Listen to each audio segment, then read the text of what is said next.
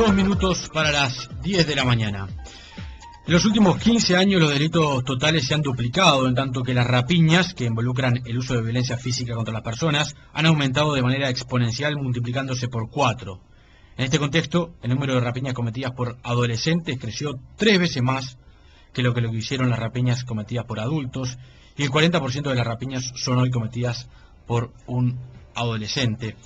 Así comienza la presentación de este trabajo denominado Los dilemas de la delincuencia juvenil en Uruguay, elaborado por la consultora Ceres, al que hacíamos referencia hace algunos minutos. Está con nosotros el economista Ignacio Muncho, integrante de Ceres, el Centro de Estudios de la Realidad Económica y Social. ¿Qué tal, Ignacio? Buen día. ¿Qué tal? Buen día. ¿Por qué estudiar desde la teoría económica y la teoría social un fenómeno como el de la delincuencia juvenil? En primer lugar, porque la teoría económica está hecha para estudiar justamente esto, o sea, está hecho para estudiar decisiones que toman personas, seres humanos, que evalúan incentivos, o sea, costos y beneficios de las actividades. Esto no es nuevo, o sea, ya a partir de los 70 se desarrolló muy fuertemente inicialmente en Estados Unidos, o sea, toda una teoría económica de la criminalidad, de poder medir y cuantificar y pensar que la persona que comete un delito es una persona como cualquiera que está evaluando costos y beneficios. Anteriormente a esto era un trabajo exclusivo de sociólogos, de criminólogos, y muchas veces veían el criminal como un paria social que debería ser estudiado como una enfermedad. Sí. Y lo que logró la economía es, en algún sentido, darles una magnitud de que es una persona que, al igual que otra, está evaluando los costos y beneficios de las decisiones que toma. Y eso fue lo que tratamos de hacer nosotros. O sea, poner en su justo lugar. O sea, el adolescente se va a enfrentar se enfrenta todos los días a una serie de incentivos para tomar decisiones. Estos incentivos dependen del entorno social donde se mueve, del entorno institucional del país donde está, de las leyes que hay, de razones económicas que implican, o sea, si el país está en un proceso de crecimiento, está en crisis, depende del salario. Pero todos estos factores fue lo que tratamos de medir para poder explicar por qué creció tanto, se multiplicó por 3 la delincuencia juvenil en los últimos 15 años en Uruguay. Ahora, cuando uno piensa en economía y en análisis económico, piensa en la generación de riqueza y piensa en el consumo. Entonces, ¿se puede trazar un paralelismo entre el aumento del delito y una vinculación sobre una necesidad de consumo? Bueno, los datos hoy establecen que una ínfima parte de los delitos cometidos por adolescentes tienen como base satisfacer las necesidades básicas.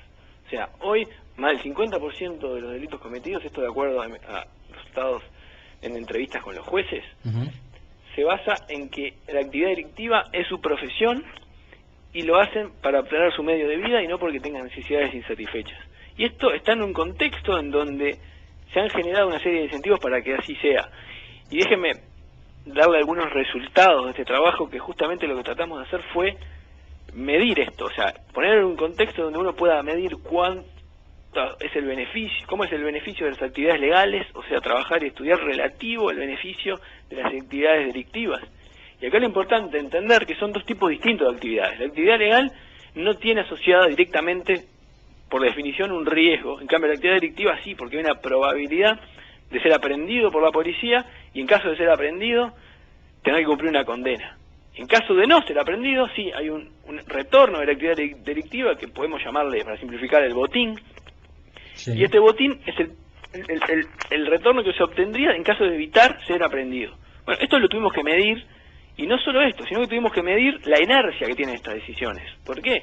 Porque si una persona, un adolescente, decide hoy incurrir en una actividad delictiva, la decisión que va a tomar mañana va a estar afectada por esta decisión que tomó hoy. No son gratuitas las decisiones en este marco, sino que dejan una inercia. Y esto explica por qué hay carreras delictivas entre los menores, entre los adultos también, y por qué una persona, un menor que está inserto en el estudio y en el trabajo, tiene menor propensión a incurrir en actividades delictivas que otro que no estudia ni trabaja ante los mismos incentivos externos, ante el mismo botín y ante la misma probabilidad de aprehensión.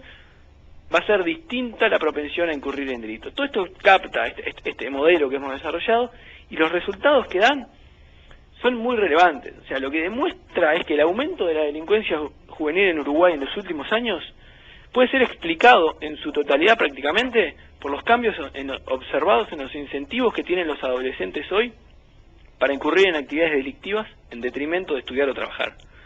Y el modelo que hemos desarrollado identifica 4 factores relevantes. A ver. El primero, lo que llamamos el rezago de las actividades, del retorno de las actividades legales relativo al botín. O sea, para ponerlo en contexto, si uno analiza la evolución de los salarios y la evolución de la riqueza total del país, que puede ser una aproximación del botín que va a salir de ahí, si bien ambas cayeron mucho en la crisis del 2002 y luego se empezaron a recuperar en los últimos 9, 10 años, crecieron mucho, la riqueza creció muchísimo, se generó una brecha donde creció más el botín que el retorno de las actividades legales. Y esto como en parte, como consecuencia del fracaso que está teniendo y ya hace tiempo el sistema educativo público en los contextos desfavorables. Para que se haga una idea, más de 7 de cada 10 adolescentes de 15 años hoy en Uruguay, en una muestra representativa, no logra los resultados de suficiencia mínimo para poder insertarse de forma productiva en el mercado de trabajo, por definición de las pruebas que se realizan a nivel internacional. O sea, 7 de cada 10 lamentablemente son funcionalmente analfabetos. Si bien saben leer y escribir, no tienen las destrezas para hacerlo de forma productiva en un ambiente laboral. Y de esta forma a poder aspirar a un salario que sea de una magnitud que compense esta actividad. O sea, que tenga un retorno que pueda hacer que la persona que está tomando una decisión racional, llamémosle, elija trabajar en detrimento de la otra alternativa que tiene un riesgo, que independientemente de todos los conceptos morales que pueden haber atrás. Ahí hay una primera pista sobre cuáles pueden ser las salidas. Ahora, ¿cuáles son el resto? Bueno, este factor, el primero, explica más de un tercio del incremento observado en los últimos 15 años. El segundo factor es un factor institucional, legal, la introducción del Código de la Niñez y la Adolescencia en el 2004. Este código trajo muchos aspectos con respecto al manejo de menores, infractores, no infractores, pero en materia de este análisis lo más relevante son 2 medidas. Primero, redujo a la mitad las penas, o sea, las condenas que se establecen a menores con penas privativas de libertad, a la mitad. Y segundo, y más importante aún, redujo la probabilidad de aprehensión. Acá es muy importante entender que una persona que se enfrenta a la decisión va a estar enfrentándose a una probabilidad de ser detenido por la policía. Esta probabilidad es muy baja. En Uruguay, de acuerdo a nuestros cálculos, tanto para menores como para adultos, porque a priori no hay distinción a la hora de detenerlo, es en torno del 10%. O sea, 1 de cada 10 delitos cometidos terminan siendo resueltos por la policía en el sentido de que se captura a la persona que cometió el delito. Claro. 1 de cada 10. En los menores, ¿qué es lo que pasa? Así como son capturados, van a la jefatura de policía. El jefe de la jefatura de policía llama al juez de turno, que está de turno a las 24 horas, y resuelve en el acto si iniciaron o no un proceso judicial. Esto no pasa con adultos, pasa luego del Código de la Niñez. ¿Qué es lo que está pasando y ha pasado en los últimos años? Que el 40% de los casos son resueltos de forma instantánea por el juez y decide dejarlo en libertad a los adolescentes. O sea, hay solo 10 que son detenidos. De esos 10, hay 4 que son liberados instantáneamente. O sea, en los hechos es como si no fueran detenidos. Y solo 6 de 100 delitos graves cometidos por adolescentes se inicia un proceso judicial. Y el Código de la Niñez a estos 6 le redujo las penas a la mitad. O sea, en promedio hoy 3 meses de internación en hogares de INAU. Esto afecta mucho, y ha afectado, es un factor relevante que explica un 30%, o sea, otro tercio. Otro 30%. O sea, tenemos, entre el factor del fracaso educativo y el Código de la Niñez, explican 2/3 partes del incremento observado en la delincuencia juvenil. ¿Qué otros factores hay que se explican? El tercero es la fuga de los hogares del INAU, que fue muy fuerte en el 2008, 2009, 2010, llegó a ser superior al 40% en el 2009, 38% en el 2010, y se redujo sustancialmente en el 2012, este año y el año pasado. Pero contribuyó en este tiempo a explicar un 10% del incremento de la delincuencia. O sea, ya contribuyó, porque lo que pasó ya pasó. O sea, si hoy tomamos una medida, la hemos tomado en la dirección correcta, pero lo que ya se incrementó, obvio, ya pasó. Y de hecho, no es el factor fundamental porque explicó un 10% nada más. O sea, con los dos primeros, que es donde hay que poner la atención, tenemos 2/3 del incremento. pero ahí, ¿qué significa? Que digamos que los... Que la fuga no es la determinante, primero porque son muy pocos. O sea, hay solo No, eso está claro. 6 los que están ahí de los 100 que cometen. Entonces, acá lo que hay que actuar es sobre los 100 que cometen los delitos, no sobre los pocos que son internados, y para atacar a esos 100 hay que atacar los incentivos de la decisión de incurrir en actividades delictivas. Claro. Y ahí está el primer factor, que se tiene que hacer más rentable. La única forma que podemos actuar como sociedad y como políticas públicas es disuadir a los criminales, a delincuentes, a que cometan. ¿Disuadir qué significa? Evitar que tomen la decisión de hacerlo. O sea, claro. Precaución pura es esto, evitar que se cometa. ¿Y cómo se disuade? Y bueno, hay muchas formas de disuadir, y eso vamos a ir más adelante. Sí, hay un cuarto factor, ustedes son 4. El cuarto es un factor que se ha hablado mucho, se sigue hablando todo el tiempo, y es muy importante, pero a los efectos de la explicación del incremento solo explica un 10%. O sea, podemos explicar 75% del incremento de la delincuencia en Uruguay, juvenil, sin hablar de la pasta base. La pasta base contribuye. ¿Por qué contribuye? Y esto es lo importante a entender. Hay dos efectos que tiene la pasta base sobre las decisiones. En este marco que estamos pensando, una persona que está tomando decisiones. La primero, reduce de forma sustancial el horizonte temporal de la decisión. ¿Qué quiere decir esto? Que las consecuencias futuras de los actos se ven mucho más nubladas que cuando uno no está bajo los efectos de la droga. O sea, pasa a importar el presente nada más. El futuro, y lo que pasa a pasar en el futuro a raíz de lo que haga hoy, deja de importar. Y segundo, y más importante aún en este aspecto, aumenta sustancialmente la propensión a asumir riesgos. O sea, se pierde el miedo hacia los riesgos. Claro. Y justamente la actividad delictiva lo que tiene es un riesgo asociado. Obviamente. Pero cuando se está bajo los efectos de la droga, este riesgo se diluye totalmente. Bien. Ojo, ya sin droga, y esto es lo importante, hay un riesgo muy bajo, porque solo 4 de cada 100 delitos cometidos por adolescentes son penados, y con una internación promedio de 3 meses. O sea, si a esto todavía, que ya de por sí es bajísimo, es casi una permisibilidad absoluta, le agregamos el efecto de la pasta base, tenemos casi una... el riesgo tiende a desaparecer casi que por completo. Mucho, esos 4 factores ustedes identificaron. Ahí va, ustedes identificaron para elaborar este diagnóstico. ¿Cómo fue el trabajo de campo? ¿Cómo recogieron los elementos para elaborar este diagnóstico? El trabajo de campo fue muy largo. Hace 2 años que estamos trabajando en esto porque tuvimos que cuantificar todos estos factores. O sea, tuvimos que medir, como ya dije, cuál es la probabilidad de aprehensión.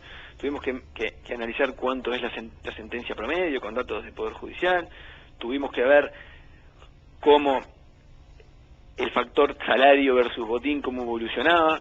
Tuvimos que desarrollar una forma matemática para poder evaluar esto, y lo más complejo, y esto es original a nivel internacional porque no hay antecedentes, fue poder medir esta inercia. Eso fue lo que más complicó. O sea, poder medir que las decisiones de hoy van a afectar las decisiones de mañana, y lo que yo haga hoy va a ser una decisión que va, en otras palabras, transformarme mañana, y yo mañana va a ser otra persona, porque voy a ser una persona que voy a tener distintas habilidades para trabajar, y distintas habilidades para delinquir. O sea, me voy a enfrentar, si bien a los mismos incentivos objetivos, al mismo botín y al mismo retorno de la actividad legal, voy a ser otra persona en algún sentido. Entonces voy a aprovechar más las actividades legales si tengo más educación y más habilidades para trabajar, y voy a aprovechar más las actividades delictivas si logro tener más habilidades para delinquir. Y la clave de esto es cómo es que evolucionan estas habilidades.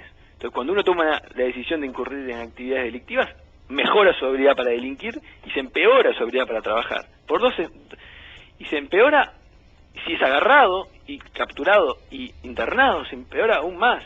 ¿Por qué? Porque tenemos el efecto que se llama el efecto del estigma social que le impone la sociedad y el mercado de trabajo a una persona que fue recluida en un centro de internación o tiene antecedentes penales. Claro. Y esto se ha estudiado mucho. Esa ecuación en la cual el mercado formal de trabajo no es tan rentable se vuelve aún menos rentable cuando es difícil conseguir trabajo por haber estado. Porque póngase en el lugar de un empleador que tiene que contratar a una persona y que va a contratar a una persona que tiene antecedentes penales contra otra persona que no las tiene. O sea, entonces va a ser mucho más difícil conseguir trabajo y va a ganar un salario menor que una persona que tiene las mismas habilidades pero que no ha tenido este antecedente. Por un lado. Y segundo, también existe una amplísima literatura que demuestra que los centros de reclusión son escuelas de crimen, donde una vez que un recluso entra, termina saliendo con mayores habilidades para delinquir porque aprende de sus pares. ¿Qué y rol eso también, o sea, afecta mucho, afecta en la inercia y está medido esto en el modelo. ¿Qué rol cumple la policía en este análisis o el accionar de la policía? El accionar de la policía cumple un factor relevante, absolutamente relevante, y lo que hay que entender es que mejoras en la eficiencia de la policía es la forma más efectiva de disuadir a los criminales adolescentes, es la forma más efectiva, porque está basado en un análisis de quién es hay que entender quién es el sujeto que está cometiendo el delito, y el adolescente, y más bajo los efectos de la droga, las consecuencias futuras de sus actos las deja de percibir. Entonces, si nosotros vamos a querer disuadirlo, va a ser más efectivo disuadirlo con una probabilidad de aprehensión hoy que poner unas penas futuras de 3, 4, 5 meses, un año, algo que tiene una bajísima probabilidad de que suceda y que va a ser en el futuro y que al momento de tomar la decisión muchas veces se ve nublado por estos el que va a tomar la decisión, que es el sujeto que estamos analizando. Entonces es más efectivo mejorar la probabilidad de aprehensión a través de una reforma de la policía que aumentar la dureza de las penas. Ojo, esto es importante, o sea, esto va mucho más allá de dar más recursos al Ministerio del Interior o de aumentar el número de efectivos policiales. O sea, esto implica una reforma de la eficiencia de la policía, o sea, que realmente se vuelva más efectivo en el sentido de resolver delitos y disuadir a que no se cometan. Pero hay otra forma también de aumentar el costo de la actividad delictiva, porque de eso se trata, o sea, hoy en día el grado de permisibilidad ha hecho que la actividad delictiva prácticamente no tenga costos para los adolescentes. Entonces tenemos podemos ir por el lado positivo de aumentar el retorno a las actividades legales, y esa es la primera política. ¿Y eso cómo se hace? Eso se hace de una forma complicada, difícil, pero que hay una fórmula, o sea, hay ejemplos concretos que están logrando hacer lo que necesitamos hacer, que es aumentar de forma sustantiva el rendimiento educativo en los contextos desfavorables. Y de hecho, lo que realmente necesitamos hacer es hacer converger el rendimiento que se obtiene en los contextos más desfavorables del país hacia el rendimiento que obtienen en los contextos favorables. Y hay ejemplos puntuales, por ejemplo en el barrio de Casaballe, que se logra justamente esto en 3 años. O sea, cuando ingresan al liceo, entran en primer año con los mismos resultados que se obtienen en los contextos más desfavorables del país, en liceos de la ANEP. Cuando salen a los 3 años, en tercero, obtienen resultados en pruebas superior a los que se obtienen en los contextos más favorables de Montevideo, también en el liceo de la ANEP, por ejemplo. ¿Dónde es eso? En la costa, en el liceo jubilar. En el liceo jubilar. Y esto lo medimos, le pusimos prueba a los estudiantes de jubilar y comparamos con pruebas, la misma prueba que se tomó en la ANEP. Y los resultados demuestran esto, que en 3 años se logra una convergencia. ¿Esto qué quiere decir? Que se puede. Que se puede, que hay ejemplos concretos que lo han hecho. Y de hecho, si lográramos extender esto a todos los contextos favorables, lo que implicaría una reforma sustancial de la ANEP, porque ¿cuál es el secreto acá de esta experiencia? Que adapta un modelo de gestión al contexto, o sea, es autónomo, no está atado por directivas centrales, simplemente se adapta a las necesidades de las personas que están ahí. Y tiene profesores comprometidos con este proyecto. Quiere decir que una de las premisas más importantes que plantean ustedes en esta investigación en aras de las soluciones es educación. Educación adaptada a la realidad de cada contexto. Es la principal, y de hecho la parálisis e inacción que tenemos en esta materia, en la educación, ya se ha traducido en acción, y mucha acción, en materia de criminalidad. O sea, y eso hay que ser consciente. O sea, la parálisis que hoy tenemos no es que no pasa nada, ya estamos observando consecuencias, y de las más desagradables. Además de la educación. Además de la educación, le decía que aumentar el costo, lo más efectivo es aumentar la probabilidad de aprehensión por parte de la policía. Una policía más efectiva a la hora de detener a quienes cometen un delito. Sí, de detener. Y de hecho, esto es muy complejo, le decía. Otra forma, menos efectiva, pero que reduce también la delincuencia juvenil, de acuerdo a nuestros cálculos, o sea, es efectiva, es aumentar la severidad de las penas. O sea, que estos 3 meses se hagan un poco más largos. Pero esta medida tiene que venir acompañada de una efectiva rehabilitación de los adolescentes. O sea, no es cuestión de detenerlos por más tiempo y que entren en la escuela de crimen o que tengan el mayor estigma, porque a la hora de salir el remedio se puede volver peor que la enfermedad, porque uno puede estar generando los incentivos para que reincidan más que lo que hacían antes de entrar. Porque el sistema político se está trabajando en dos modelos o bastante distintos. Por un lado hay algunos grupos políticos que están impulsando una baja de la imputabilidad, claro, y por otro lado desde el gobierno se rechaza eso, pero se ha trabajado en un aumento de las penas con el código actual de la niñez y la adolescencia. ¿Qué opinión tienen ustedes sobre cada una de esas dos? Lo primero que hay que aclarar acá es que hay una gran política de desinformación. O sea, que hay que aclarar qué es lo que se está considerando.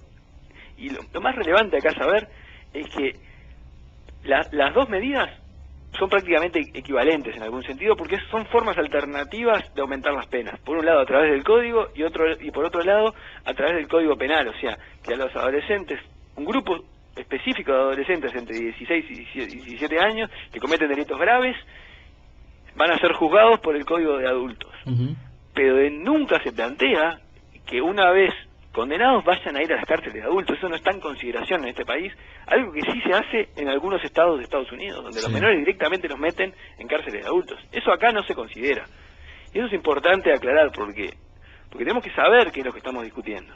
Entonces lo que hay que entender es que bajar la edad de imputabilidad puede ser una forma equivalente a ponerle más penas en el código de la niñez y la adolescencia. ¿Usted dice que según el modelo que han desarrollado ustedes, las consecuencias pueden ser iguales? Las consecuencias pueden ser las mismas. Donde se va a notar la diferencia, y en ambas medidas es la clave, en ambos casos, ya sea aumentar las penas del código o bajar la edad de imputabilidad, sin rehabilitación el remedio es peor que la enfermedad. Y de hecho la propuesta de bajar la imputabilidad viene acompañada de la creación de un servicio descentralizado. Y esto es lo importante a discutir, porque la clave de esto es la rehabilitación. Quiere decir que con un buen sistema de rehabilitación no sería necesario bajar la edad de imputabilidad o endurecer las penas del código. No estoy diciendo eso, estoy diciendo que bajar las penas, aumentar las penas, si viene acompañada de un buen sistema de rehabilitación, es una medida efectiva. Porque aparte, hay que entender. Por eso le digo, digamos, la clave está en mejorar la rehabilitación y no en modificar las penas necesariamente. No, porque las penas tan bajas ni siquiera permiten una rehabilitación. En 3 meses no es posible generar un programa de educación, de rehabilitación, donde se enseñe un horario de trabajo, disciplina, que se enseñe a hacer deportes, a tener oficios. O sea, no es posible en 3 meses inculcar nada a un adolescente que no lo tiene. Bien. Entonces, penas más largas son necesarias en un contexto de rehabilitación. Y si se logra esto, vamos a poder lograr reducir la delincuencia juvenil de forma significativa. De hecho... Esa rehabilitación, por el trabajo de campo que han hecho ustedes, ¿se da hoy en algún lugar? ¿En algún establecimiento? Digamos, ¿hay algún lugar donde se esté trabajando bien? Usted ponía el ejemplo del liceo jubilar, que viene del ámbito privado. Tenemos un equivalente, y dentro del sector público que... La buena noticia es que existe un caso específicamente dentro de la colonia Berro, que es el lugar de Ituzaingó, donde personalmente estuve conociendo en detalle su funcionamiento y donde en efecto existe una agenda de trabajo. Todos los días tienen oficios, aprenden panadería, aprenden carpintería, tienen maestras disponibles todo el tiempo, tienen deportes, tienen un gimnasio. Lo más importante es que hay un plan, o sea, hay un proyecto que funciona. Y la rehabilitación, hay que entender, no hay una receta para la rehabilitación. No es que si uno sigue determinados pasos va a asegurarse con certeza una rehabilitación. Pero lo que sí también sabemos es que si hay alguna esperanza va a venir por este camino y no por lo que tenemos a 20 metros del lugar de Ituzaingó, en la colonia Berro también, y no solo uno, sino el resto de todos los lugares que están en la colonia Berro, por ejemplo, por algún ejemplo, el lugar Piedras, el lugar Ser, donde si uno lo mira y camina por ahí, se encuentra que tiene lo más parecido que yo vi en mi vida al infierno, que es un hogar donde hay triple alambrado perimetral, celdas cerradas, sino donde no se ve volar una mosca, pero están ahí internados la misma cantidad de adolescentes que están, los 70 que están en el hogar de Ituzaingó, circulando libremente y teniendo actividades. O sea, hay excepciones. Lamentablemente lo que debería ser la regla es la excepción, porque la mayoría de los hogares no estamos logrando tener un plan de trabajo, y realmente es triste, y esto voy a decirlo en palabras del padre Mateo, ex director del actual CIRPA, antes llamado Interg, que decía que es muy triste que como país lo mejor que le podamos brindar a nuestros adolescentes infractores para su rehabilitación sea lo que hoy tenemos. O sea, creo que tenemos que discutir si no podemos realmente poder brindarles una rehabilitación y poder hacer que penas más duras sean, la disuasión lograda con penas más duras sea completada con una rehabilitación posible, que a la hora que de vuelta estén en la sociedad insertos, puedan insertarse y puedan rehabilitarse. Y esto es donde uno tiene que centrarse ahora. La discusión no es si bajar o no la imputabilidad, porque la imputabilidad, repito, puede ser una forma alternativa a aumentar las penas del Código de la Niñez, porque no es posible hacerlo por vía parlamentaria. Entonces, se puede buscar una forma alternativa, pero lo importante y lo más importante es la rehabilitación, porque ahí es donde se van a ver los resultados, y ahí es donde nos jugamos todo, y eso es la intención principal de donde queremos centrar el debate, de la rehabilitación. Rehabilitación, educación. ¿Hay otro factor que ustedes consideren que hay que atacar, que puede ser parte de las soluciones? Estos son los principales, o sea, estos son las dos patas de la cosa, o sea, y aparte es muy curioso porque en los dos lados tenemos ejemplos concretos que funcionan, claro, pero lamentablemente son las excepciones en ambos lados. Obviamente. Entonces tenemos que lograr generalizar estas excepciones en los dos claves donde están. El ejemplo de jubilar como ejemplo de que hay que aumentar los incentivos para incurrir en actividades legales, o sea, trabajar, estudiar. Y por otro lado, el ejemplo de Ituzaingó para decir que hay rehabilitación posible, y en caso de que uno vaya por las actividades delictivas, va a ser penado, va a tener que pagar por lo que hizo, que no es lo correcto, pero al momento que va pagando, va a recibir lo necesario para que no vaya a reincidir en el momento de la salida. Aprovecho mucho que usted es economista y le pregunto, ¿son caras estas soluciones? No son nada caras, eso es lo más insólito que hoy nos pasa. El liceo jubilar gasta por alumno lo mismo que gasta un liceo de la NEP, exactamente lo mismo que hoy le cuesta al gobierno generar los resultados que generan. Se obtienen resultados sustancialmente mejores con el mismo presupuesto en el liceo jubilar, solo que con un modelo que funciona distinto. El hogar de Ituzaingó tiene el mismo presupuesto que el resto de los hogares de la colonia Berro. Y los resultados, es cuestión de generar los incentivos también a las personas que están a los funcionarios y a los encargados de estos lugares para cambiar el modelo. O sea, no es que hay personas buenas o malas, sino que están insertas dentro de una estructura que les imposibilita hacer el trabajo que harían si estuvieran insertos en otro lado. La misma persona, el mismo funcionario que está trabajando hoy en un liceo de la NEP, si estuviera en un entorno como el que existe en el jubilar, obtendría resultados infinitamente mejores a los que hoy se obtienen. Hay muchas teorías respecto a la criminología y la sociología urbana sobre cómo combatir el crimen. Se ha hablado mucho últimamente aquí en nuestro país, porque quizás es un ejemplo bastante emblemático, el aplicado en Nueva York por Rudolph Giuliani, que en realidad está basado en una teoría de dos teóricos norteamericanos, denominada la teoría de las ventanas rotas. Exacto. Digamos que lo que busca es justamente combatir el crimen pequeño, digamos. El ejemplo es: si un edificio tiene una ventana rota, hay que arreglarla, porque si no va a venir otro, va a tener una piedra, va a romper otra ventana, luego van a venir dos más, van a quedarse a vivir en ese edificio, y finalmente se va a ir degenerando una situación. ¿Qué opinas sobre la aplicabilidad de teorías de esas características en nuestro país? Creo que está en línea con lo que hemos dicho de que lo más efectivo es aumentar la probabilidad de aprehensión y la disuasión. Y estas políticas, si algo buscan, es disuadir. ¿Qué quiere decir disuadir? Evitar que se cometa. O sea, que la persona evalúe las consecuencias de sus actos y decida voluntariamente no cometer el delito. Evitar que se cometa. Y estas políticas van en esa línea.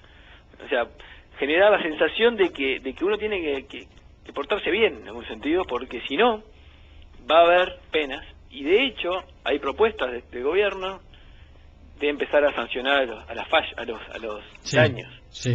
O sea, sanciones a las faltas y no solo a los delitos. Sí. Y eso está en la línea con estas teorías y es algo que, en principio, comparto.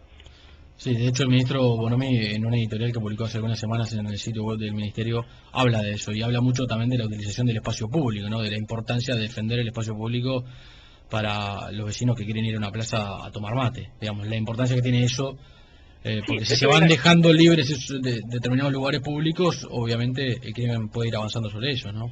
Exactamente, o sea, esto se ha hecho, hay experiencias exitosas, como por ejemplo en Bogotá, donde los espacios libres se han desarrollado mucho, pero siempre están acompañadas por por efectivos policiales que están vigilando. O sea, uno camina por Bogotá y se encuentra prácticamente con un policía en cada esquina. O sea, entonces, sí tenemos espacios libres, pero tenemos vigilancia. Y eso hay que tener cuidado. No hay que pensar que un espacio libre por sí solo va a solucionar todos los problemas. O sea, hay que tener un espacio libre en donde la gente pueda estar tranquila. Claro. Moncho, ¿este trabajo ustedes se lo van a entregar al gobierno? ¿Está previsto algún intercambio o simplemente lo han presentado públicamente como un aporte? Este trabajo lo hemos presentado públicamente, hemos invitado al gobierno a participar, hemos invitado a todos los integrantes del gobierno, de todos los ámbitos, y está disponible para la discusión. El objetivo es contribuir al debate de un tema vital para nuestro país y que se va a estar discutiendo en los próximos años, en la medida que vamos a tener el plebiscito en octubre del 2014. Claro. Entonces, la idea es generar herramientas, y esto está dirigido al ciudadano común, la verdad, porque acá lo que importa es que toda la población que puede votar, con edad para votar, va a estar definiendo sobre esto. Entonces nosotros tenemos que informar al ciudadano común, al que va a tomar una decisión, y con responsabilidad, porque es una decisión importante, y tiene que tener los elementos hechos por un estudio que lleva mucho trabajo, mucho tiempo, y nosotros queremos brindarle a las personas que no tienen el tiempo para hacer estos estudios, sino que están trabajando en sus actividades personales, que tienen sus propias preocupaciones, que tengan los materiales disponibles para poder tomar una decisión informada. Y este es el objetivo, y es abierto a todo público, gobierno, oposición, organizaciones sociales, todo tipo de